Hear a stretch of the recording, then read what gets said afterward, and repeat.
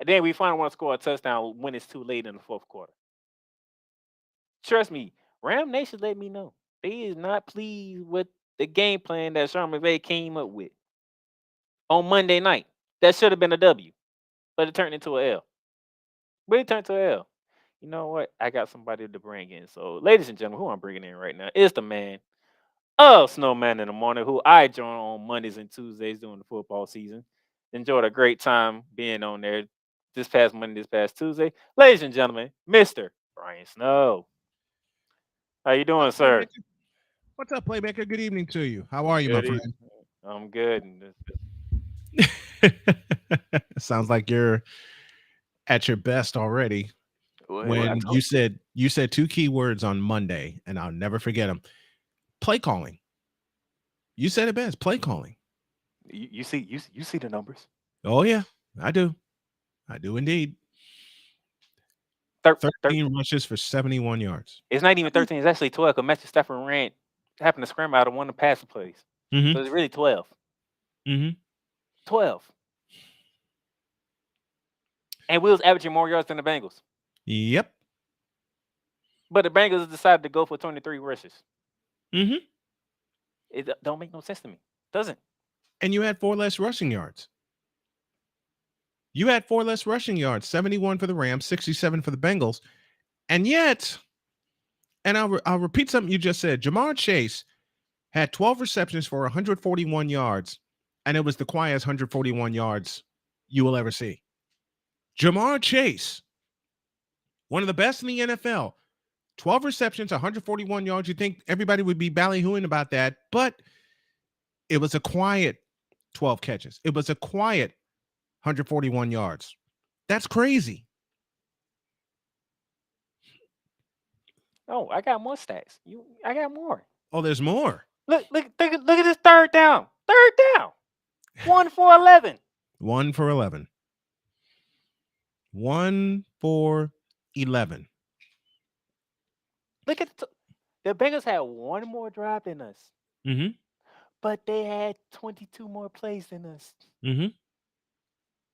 Does that math add up? One more drive to 22 plays? Does that math add up? No. What else doesn't add up is the fact that you guys were 1 for 4 in the red zone. 1 for 4. Kicking field goals. Mm-hmm. You can't Just leave points on the table like that against a wounded team like Cincinnati. And believe me, Cincinnati is quite wounded. Now all you've done is give them confidence after they laid an egg in Cleveland and they just happened to escape from you guys this past Monday night. Oh, do you 0-3 with a injured quarterback for Cincinnati? Do you know what that would have did to them? Oh, I know. The flame would have been higher than a Texas A&M bonfire against Texas. Trust me, I know this. We average more yards per play than them. Mm-hmm. We Yep. ran the ball better than them. Oh, yeah. We had less penalties than them. Mm-hmm. All the categories you need checked off to win a game, and we still lose. Well, those two turnovers kind of equalize that. Those two interceptions. And something And you said, even with the two interceptions, we was still in control of the game. and you said something about Matthew Stafford, and you said it often, even if you don't play the 49ers, it's something to the tune of Matthew Stafford in a big game will turn the ball over. He turned the ball over twice on Monday night. And I'll say it again, against a wounded Cincinnati Bengal club. There's no way you'll be able to win going 1 for 11 on third downs. 1 for 11. Ram Nation, you want to know why Matthew Stafford got sacked 6 times for 48 yards? We ran the Yeah. ball 12. We want to read the ball 12 times. Mm-hmm. They just sit here and us say so. They just gonna be a passing game. Okay. Hey boys, put your ears back. Go get them. And guess who was going to get him? Trey Henderson. Trey Henderson. Kept whooping our Ricky offensive tackle. Well, so I Mm-hmm. say backup offensive tackle. Mm-hmm. Sean McVay. Hello. They didn't even give him a chance. Run the ball. The Rams offense wasn't even given a chance. Don't It's give him like a chance. they had early failure in the run game against Cincinnati, and they And said we're just going to abandon the running game. a wounded Joe Burrow gets sacked twice. A Mhm. wounded Joe Burrow And he's gets still sacked twice wounded. because they ran the ball 23 times. Mhm. They gave the ball to Joe Mixon 19 times, and he broke one for a touchdown, which is that 14-yard long run. That's trust. You may not see the numbers, but that's just plain trust. And to me, that's one of the biggest differences in the two teams on Monday. The Bengals trusted their running game, the Rams did not. This is why we sitting at 1-2 right now. Okay, Mhm. exactly why. So we're gonna take a break because I know Snowman he getting ready for Thursday night football like everybody else is, but he's here to I am. preview this game with me. So we're gonna take a break. When we come back, we are going to talk Week 4 as the Rams go on another road trip to the Midwest. Now we got to face off with the Colts.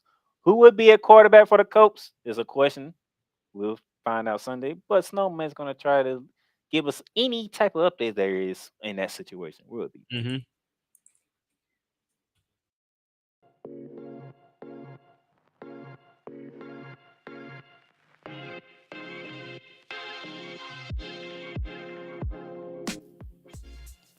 The Playmakers Blog is sponsored by Paramount Plus.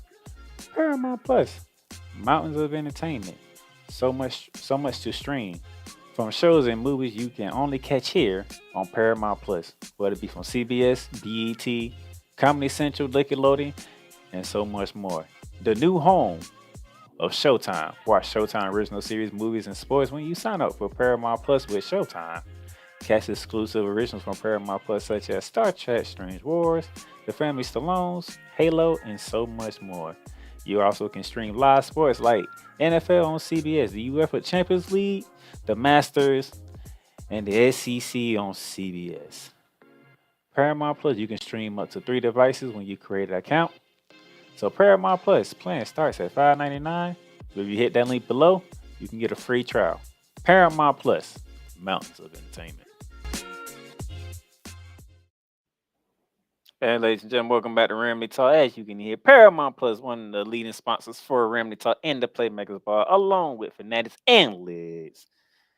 So I don't recap Monday night. I'm gonna try to move on because that was not what I was supposed to have seen on Monday night. And look, I'm gonna be Snowman. It's not the fact that we lost. It's Right. that's how we lost. Yes. Now, Yes, if yes. we were doing what we were doing and Joe Burrow showed that, hey, you know what, I might be hurt, but hey, I'm going out here, I'm gonna be what I need to be for my team, and they end up winning. Cool. Yes. Joe Burrow just wasn't gonna go down. Mhm. But we Mhm. let them off the hook. It's my problem. Big time. Big time. Now, a team that we can't let off the hook because they did a surprise. Week 4, Rams traveled to Indianapolis to take on the Colts. And whew, they shot some people last week because this is what we had. This was my breakdown of the Colts going into the season. Mhm. John Taylor, he's no longer holding out, but he's on the public, so he will be missing this game. Yeah. We'll see if he'll be back for week 5. You're a Colts fan. Anthony Richardson, there's questions around it. We'll get to that when I get to the actual game, but that was my breakdown.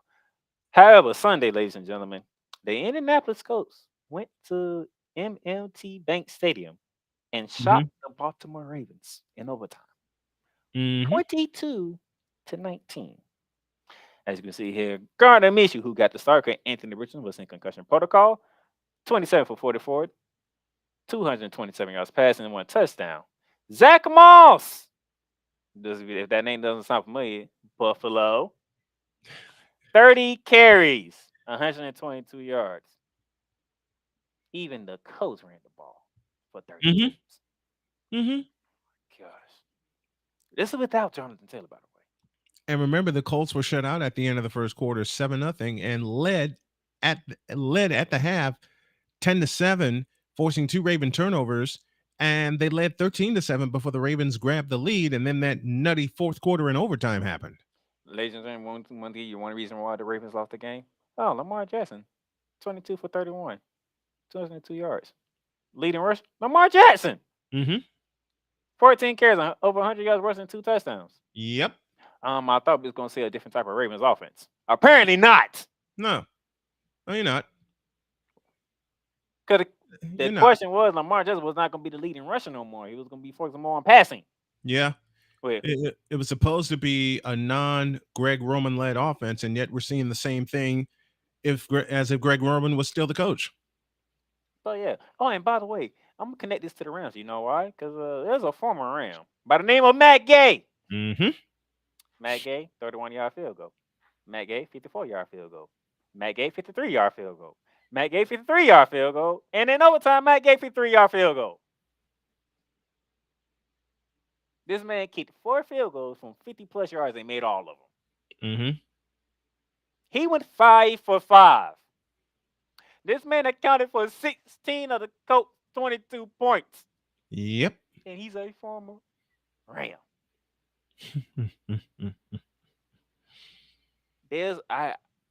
Ramily, I know some of y'all are probably cussing right now because Matt Gay's out here doing this for the Colts. He's supposed to be doing this for us.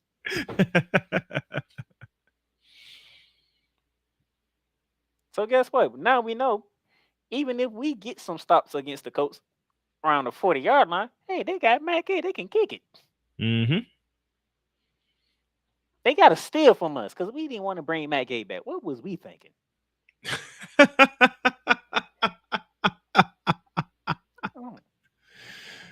Oh my gosh. Anyway, here's all the statistics going into week 4. The Rams are 9th in offense, surprisingly. And yes, I looked in different multiple sources on this one. So this is the NFL one, but I wanted to confirm with other sources what NFL had. This is all the correct. As you should. We are 9th in offense, 7th in defense, Mm-hmm. 4th in passing, and 26 in rushing. And yet, I don't need to say anymore. the Colts are 19th in offense, 25th in defense, 16th in passing, and 12th in rushing. Mm-hmm. And it could be the rushing attack that can keep the Colts in the game because for some reason we don't want to run the ball. We don't want to run the ball. I don't know why. Flip side, here's some numbers for you. We averaged 387 yards a game to the Colts, 335 yards a game. Passing and running, look at it different. We talking 303 yards for the Rams to 84. Mm-hmm. Can we get that up 16 more yards, please, Miss? That's 16 more. If you can average that 16 more yards, we'll be all right. We'll be all right. But for some reason, rushing the game ain't gonna cut it. No, God. It's not. Oh, It's not. passing yards 225, 110 rushing. Mm-hmm. The defense, we know we got the defense. Surprised by us being so young, but the defense is playing good. Raheem Morris is putting his players in proper positions. Mm-hmm. So we give up less than 200 yards passing. We give up less than 200. In the NFL where passing is king, we give up less than 200. Yeah. Outside of the 49ers, who Snowman's a fan of. And probably the Philadelphia Eagles. Probably the Eagles. What other team you know was going to give up less than 200 yards passing? Those are the only two I can think of. And we give up barely 100 yards rushing. Barely. Mm-hmm. As for the Colts, 275 yards. They give up darn near 300 yards passing. Yep. So Matt Stafford could go for 300 yards yet again if he wants to. Mm-hmm. And they give up 114 yards. They give up 114 yards, McVay. I don't know how much time I got to beat this in his head. He gives up 114 yards rushing. The Colts defense. They don't defend the run either. Use it. Just use it. Now, Snowman. Yes, sir. News on the quarterback situation up there in Indianapolis. Well, from the looks of it, Anthony Richardson practiced in full today. He is scheduled to practice in full tomorrow. And if all goes well tomorrow, and if Matt Taylor, my good buddy, who's the voice of the Colts, confirm, Anthony Richardson will start on Sunday. So he will start on Sunday. Hmm. Oh boy. All right, Snowman, you're the guest on the show. Go ahead and break this game down for me, and shout out to Rising Rhino. Thank you. So Colts win easily. Wow. You know, I am not saying this just because I'm being a homer. I am saying this because of what I've seen from the 3 games of the Indianapolis Colts. The Rams are in trouble. They may have more average yards statistically, and that will always be true with a Matthew Stafford led offense. Hello, Detroit. But there are 2 advantages that I give the Colts. One, offensively, they can run the football. Zach Moss has been a godsend for the Indianapolis Colts. And two, because you have that advantage offensively against the Rams, you can do, and if they studied the film, which I fully trust that they did, you can do what Cincinnati did. Pin your ears back and come after them. And plus, there are 2 names you need to look for. Darius Leonard being one, and DeForest Buckner being the other. DeForest Buckner already owns a defensive score. That, of course, came in week 1 against the Jaguars. The front 4 for the Indianapolis Colts is going to be gruesome in front of the Rams. And the front 5 of the Colts, I'm talking about their offensive line, can raise some hell. If they get the right mindset and they're at home, the last time these 2 teams played was 2 years ago. And after the Colts took a late lead on a field goal, leaving 4 points on the field, the Rams came back and won the game with less than a minute to go. And they won that game 27-24. I'll give you 3 keys to the game. Number 1, touchdowns, not field goals. That should be the Colts' goal right now. You got away with it on Sunday, or you got away with it this past Sunday in Baltimore as Matt Gay kicked 4 50-yard field goals, 5 field goals in all. Number 2, you got to run the ball. Period. Point blank. End of story. You had some success against that Baltimore front. The Rams can be had rushing wise. If you run up the middle against that Ram defense, Christian McCaffrey, hello, then the Rams can be had. The Rams can absolutely be had. And 3, and I know Playmaker is going to hate me for saying this, but you have to make Matt Stafford throw the football. You cannot allow the Rams, who have a pretty decent running game, you can't allow the Rams to run the football. And Moss broke 100 yards for the Colts last week against Baltimore, supposedly one of the best defenses in the National Football League. And Zach Moss, a virtual unknown, broke 130 yards against the Baltimore Ravens. And this was on the road. This was on the road in Baltimore. Sean McVay needs to run the football. He absolutely needs to run the football. Here's the problem. And I know Playmaker's going to hate me saying this, and I know a lot of Ram fans are going to hate me for saying this, but I prefer to speak ye the truth and shame the devil. Sean McVay is scared to run the football on a consistent basis. Look at the stats. Look at the stats last week. Look at these stats last week. They only ran the ball 13 times. 13. And this is after they traded Cam Akers to the Minnesota Vikings. This is after they traded their productive running back in Cam Akers to the Minnesota Vikings. I gotta say this. And A Pizzle's in the house. Thank you, A Pizzle. What's up, Pizzle? Look, this is not a game we need to play with. As Rising Mhm. Rhino says, Rams receivers are banged up. Offensive line is shot. Not quite yet. We do have an injury, but it's day to day. Mhm. He might miss this Sunday, but Mhm. we should be straight on the offensive line wise. Yes, the Colts have a defensive front led by DeForest Buckner, who happened to be a former 49er, by the way. Yep, former 49er. But the Colts can't dominate the trenches as you may think. If you didn't listen earlier, the Rams only give up barely 100 yards rushing. Mm-hmm. And Joe they didn't. Mixon, Joe Mixon only had 64 yards rushing on Monday night. Mm-hmm. That was on 19 carries. Yeah, true. Very true. Aaron Donald in that front, they know how to run stop. The No argument. problem is when your offensive coordinator slash head coach don't run the ball on his side, you give the other team more chances. And one of those chances is going to come up aces for that team. Mm-hmm. In which Joe Mixon 14 yards out, touchdown. Bengals take the lead for the first time Mm-hmm. in the third quarter. Yep, that came in the third period. And So, that's when the Bengals made their adjustment against that Rams front because the Rams front held the Bengals to only field goals. so yes, Zach Moss having 130 yards last week. Yes, that's good. That's not going to be so easy this Sunday. Mm-mm.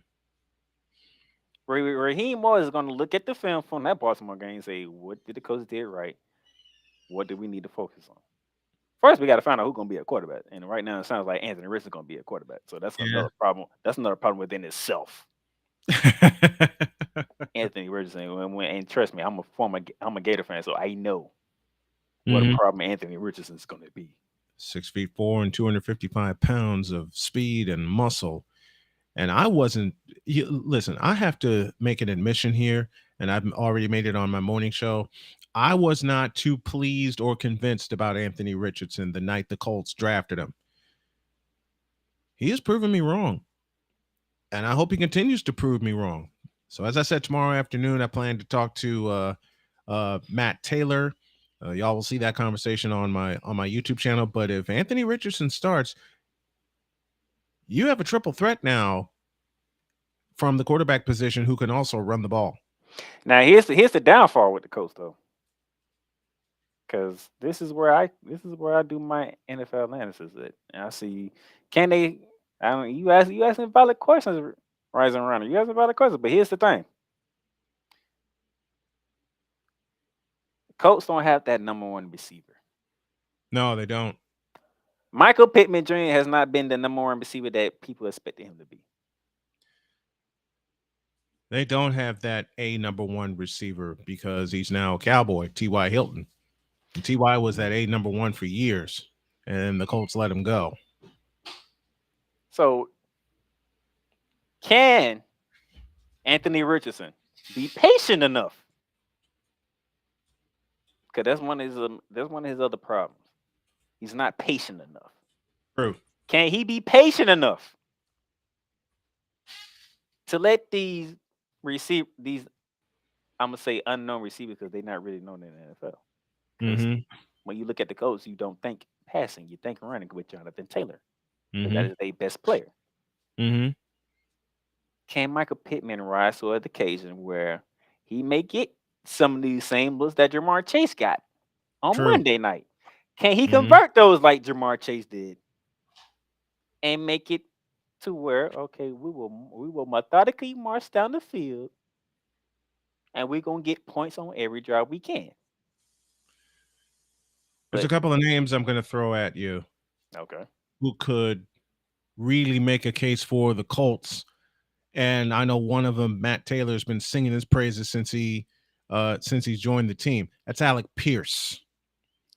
One of those one of the unknown receivers who came up with some big catches in his time with the Colts. Former UCF Knight, Brashad Perriman is with the Colts. His eighth year. We already talked about Michael Pittman Jr. Pittman needs to become that number one receiver. But here's the trick with the Colts. Since 2018, they really don't rely on their receivers. And I'm not saying that as a knock against the Colts offense. They rely more on their tight ends. Gotcha. They rely more on their tight ends. And there's a fellow by the name of Mo Alley Cox out of VCU who has made some incredible catches, but he is also a damn good blocker. Let me ask you a question, because I don't think you follow the Rams a lot. We thrive on running quarterbacks. Oh, I know. As Russell Wilson, as Snowman would take it, he's a 49er fan at heart. Yep. Colin Kaepernick hmm struggled against the Rams. Man, Colin Kaepernick went 1-4 against the Rams in his time with.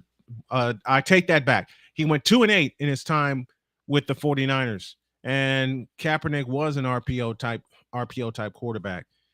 We thrive on Here running is the quarterbacks. hmm Here's the difference with, I believe, Anthony Richardson as compared to Russell Wilson and Colin Kaepernick and those guys. I don't think Richardson's going to lean on the run as much as the Rams want him to. But you also bring up a good point, playmaker. Patience is going to be the key for Anthony Richardson. And if that Rams pressure gets home and forces Richardson to make some mistakes, it's going to be a long afternoon for the Colts. So I love the chat bringing up good points. Snowman, he knows his football. He got more football knowledge than I do. Okay, he's been doing this longer than I have. All right. You are most kind. So I'm not crazy when I do stuff like this. So hey, thank you, Dan Levy. And Lovely. Thank you for One tuning in. of my good friends. But in all in all, as I get ready to close up shop, because Snowman got to get ready for Thursday night football with Yep. the Detroit Lions and the Green Bay Packers at Lambeau Field. Field. Thank you, I'm John, for saying. gonna stick with my preseason pick. We go into Indianapolis. We come out victorious. Okay. Long as Sean McVay knows stop playing around with the play calling and does what he need to do, we will be where I projected us to be at after 4 weeks. 2-2. So Sean McVay. Here's the problem with that. I'll leave you with this. There's one problem with that equation. Yes, the Rams can stop the run. Yes, the Rams can stop a running quarterback. But this is a different Colts team under Shane Steichen, who can really mix it up well. If you look at the last two games against Houston and against Baltimore, he really mixed it up well, and he leaned on the run throughout the game. This is a pick'em. Let's go to our odds. This is a pick'em game, and I'll provide these odds by betus.com. And not just because it's my beautiful wife's team. I love you, Jody, but I like what I see with these. Colts. So, as my beauty walks in right now, she will love my next sentence. The answer here is as follows: the Indianapolis Colts, and I think they win going away. I'm saying this. We had a bad game, and it was our fault. We bounced back. We beat the Colts. We go 2-2 through 4 weeks, like I predicted, and we get ready for week 5, which is something I'm not looking forward to. But that's week 5. That's week 5. Thank you, Snowman, for joining me tonight.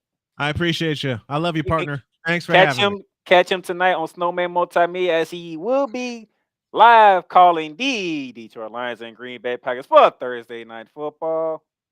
Hope y'all enjoyed that one. And then you can catch him tomorrow morning. Snowman in the morning. YouTube, LinkedIn, Facebook. Everywhere you can catch Ramily Talker, you can catch him at Snowman in the morning with Cole Johnson. 10 a.m. to 12 p.m. Monday through Fridays. And don't catch him in all his live call games, because that man calls some great games, either football or baseball. He can love how to call them. So thank you. Thank you. So you have a great night. You have a great call tonight. I appreciate you. Thank you, partner. That is it for Ramily Talk on this edition. Sean McVay, handle business, please. Let's get the 2-2, because we got a big one in week 5 at home to begin a 3-game homestand. So let's handle business, do what we got to do. Thank you for tuning in. This is the Playmaker down in Southern signing out. I will catch y'all next week. Thank you for tuning in to Ramily Talk. Ramily Talk is sponsored by Fanatics, Lids, and Paramount Plus. Get your favorite sports appeal with Fanatics or Lids, and get great streaming service with Paramount Plus. If you want to donate to the program, you can donate to us via Cash App. $D Playmakers. That is again $D Playmakers. And remember, you can follow and subscribe to Ramily Talk on all podcast directories, including Apple, Google, Spotify, Amazon Music, and YouTube. And those of you who are on Apple, leave us a rate review, leave comments on how you feel about Ramily Talk and the episode that you listen to. Tune in again next time for more Ramily Talk, hosted